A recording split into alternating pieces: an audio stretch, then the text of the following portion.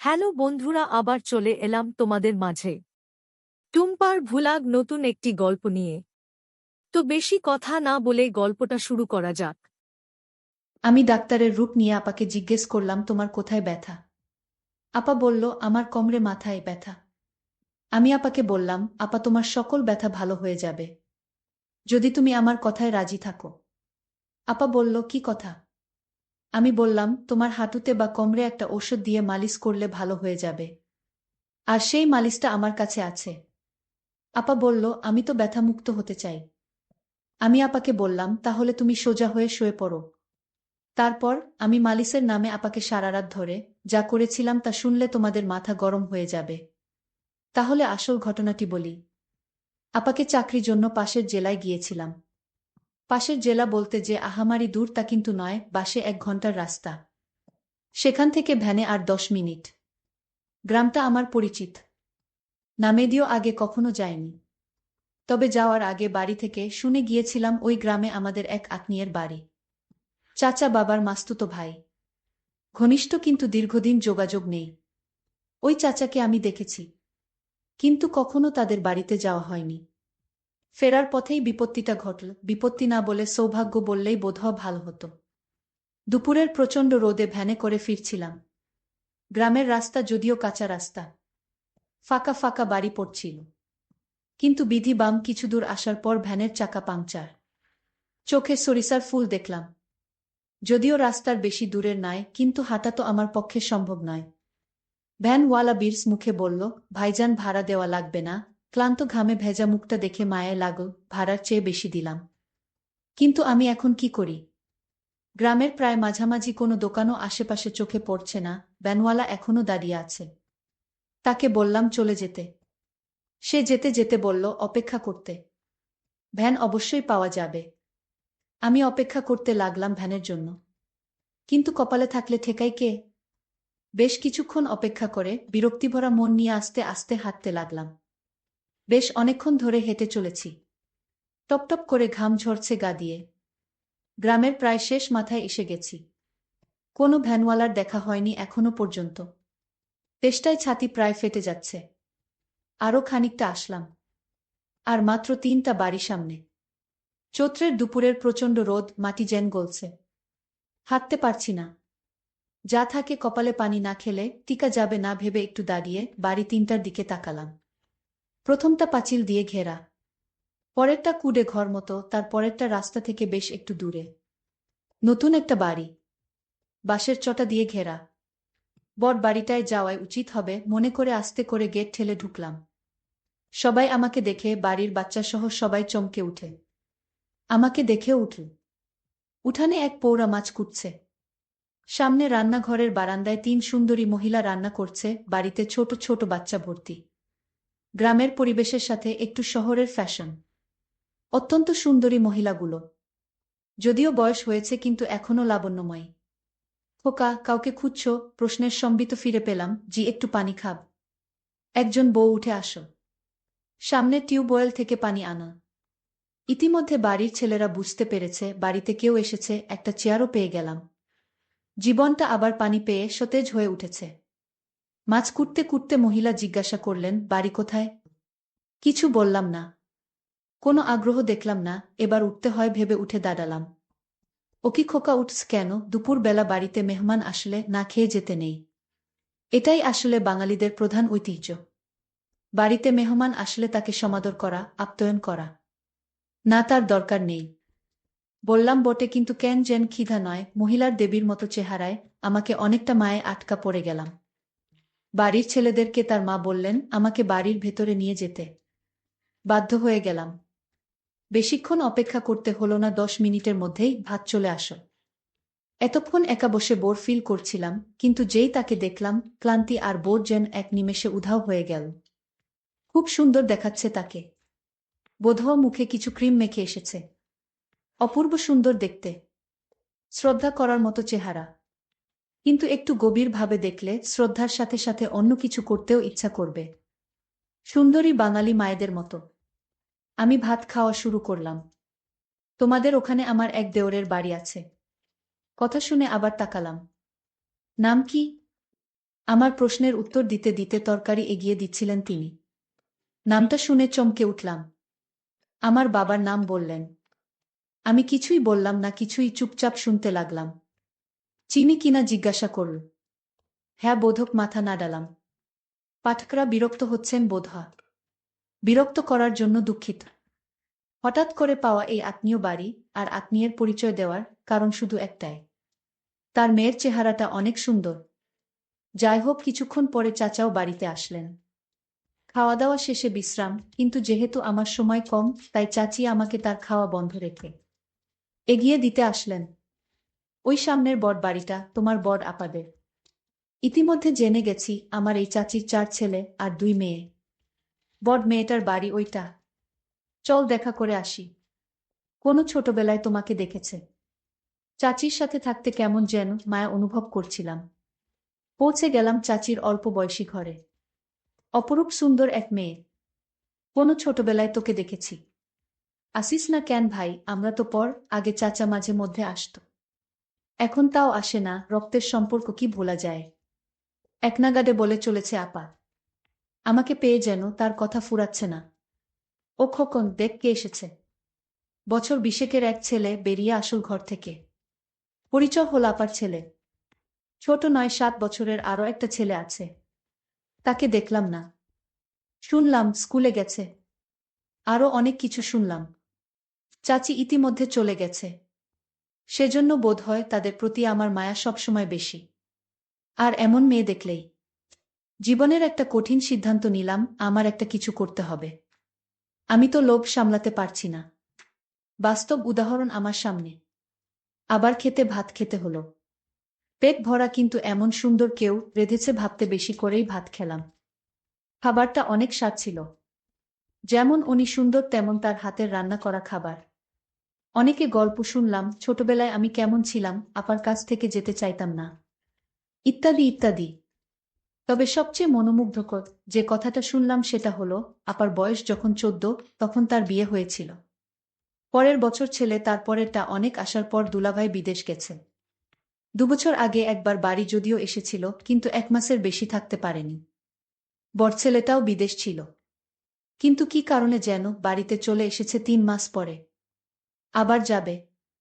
সমস্যা হচ্ছে তাই নিয়ে আমার কোনো যোগাযোগ আছে কিনা দালালদের সাথে, ইত্যাদি ইত্যাদি। কথা যেন শেষ হয় না আপার। কিন্তু আমার মনে তখন বইছে অন্য ঝড়। এত সুন্দরী মহিলার স্বামী আজ 7 বছর বিদেশে। উনি একা একা কিভাবে সময় পার করে ভাবতে লাগলাম। আপা বলতে লাগলেন, তারপরে আবার ছেলে নিয়ে বিপদে আছে, সহজ টার্গেট। কিন্তু কিছুক্ষণ পরেই আমার ভুল ভাঙ। মেয়েদের চোখ জহুরির চোখ। আমি তার ছোট ভাই, যে আমাকে ছোটবেলায় অনেক সময় সাথে নিয়ে ঘুরেছে।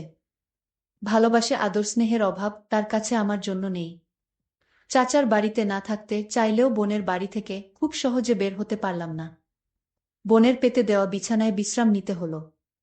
বোন আমার বাইরের কাজ গুছিয়ে এসে বসল আমার মাথার কাছে। আমার সাথে ছোটবেলার গল্প করতে লাগলো। আমার মামিও আমার পাশে এসে এভাবে গল্প করত। অনেক অনেক দিন দেখিনি তাকে। হঠাৎ যেন সেই মামির কথাও মনে পড়ে গেল। দীর্ঘদিনের অভিজ্ঞতায় জানি কিভাবে মেয়েদেরকে পটাতে হয়। সহজ তরিকা তাদের চেহারা আর সৌন্দর্যের প্রশংসা করা। সেটাই করছিলাম। বোন হঠাৎ বাইরে গেল। ছেলের গলার আওয়াজ পেয়ে। ভাগ্নে আমার খুব ভালো। সে বাইরে যাবে। 2 ভাই বোন একা হয়ে গেলাম। দেখ ভাই, আমাকে প্রশংসা করতে হবে না। তোর দুলাভাই আজ 7 বছর বিদেশ। অনেকে আমাকে চেষ্টা করেছে, কিন্তু সুযোগ কেউ পায়নি। তুই ভাই হয়ে বোনের দিকে। আপা, আমি কিন্তু খারাপভাবে বলেনি। আপনি আসলেই সুন্দর। না রে ভাই, এখন আর সুন্দর কই, আগে তো দেখিসনি। দেখলেও তোর মনে নেই। এখন গায়ের রং পুড়ে গেছে। বুড়ো হয়ে গেছি। বুঝলাম, অনেকে চেষ্টা করলেও আমি ব্যর্থ হচ্ছি না। অসৎ কেবল কাজ শুরু করেছে। তবে সময় দিতে হবে। ধীরে ধীরে আগাতে হবে। তড়িঘড়ি করলে সব হারাতে হবে। অনেকক্ষণ থাকলাম। বিভিন্ন কথা বললাম, শুনলাম। আসার সময় অন্যায় আবদারটা করেই বসলাম। এগিয়ে দিতে এসে তার ছেলের ব্যবস্থাটা করার কথা আর বলল না। চিন্তায় পড়ে গেলাম। আমাকে কি খারাপ ভাবো? কাজের চাপে 2 দিন মনে ছিল না তার কথা। আসার সময় মোবাইল নাম্বার নিয়ে এসেছিলাম, হঠাৎ সন্ধ্যায় রিং বেজে উঠল। ভাই কেমন আছো? বোনের কথা এত তাড়াতাড়ি ভুলে গেলে? যথারীতি বোন বাড়িতে একা। কিন্তু যে অভাব নেই বুঝলাম তার কথাবার্তায়। আমাকে বসতে দিল কিন্তু বারান্দায়। এমন জায়গায় কিছু করা যাবে না। কৌশল খুঁজতে লাগলাম। বেশ কিছুক্ষণ কথা হলো বর ছেলে নিয়ে। তারপরে আসল কৌশল প্রয়োগ করতে গেলাম। অধিকাংশ মেয়েদের কিছু কমন রোগ থাকে। মাজায় ব্যথা, মাথা ঘোরা, চোখে ঝাপসা দেখা ইত্যাদি ইত্যাদি। ঘরে যাওয়ার সুযোগ পাচ্ছি না। আমি বারান্দায় চেয়ারে বসা, আর বোন দাঁড়িয়ে দাঁড়িয়ে আমার সাথে কথা বলছে। আপনার প্রেশার কেমন আপা?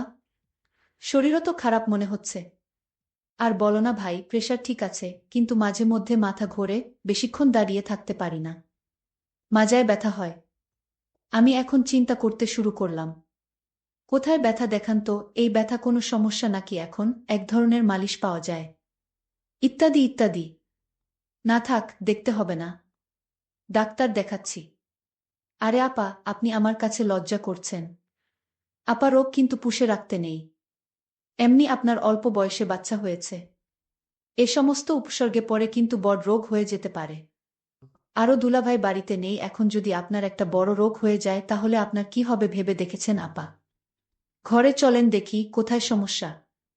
পুরন অভিজ্ঞতায় জানি এ সময় তাড়াহুড়া করতে যেমন নেই, তেমনি আয়ত্তের বাইরে যেতে ও দেওয়া যাবে না। তাহলে সব শেষ হয়ে যাবে। আপার আগে আমি ঘরে প্রবেশ করলাম, জানালা এখন অবধি বন্ধ। বিছানার উপর মশারি ঝুলছে। নিজে আগে যেয়ে বসলাম।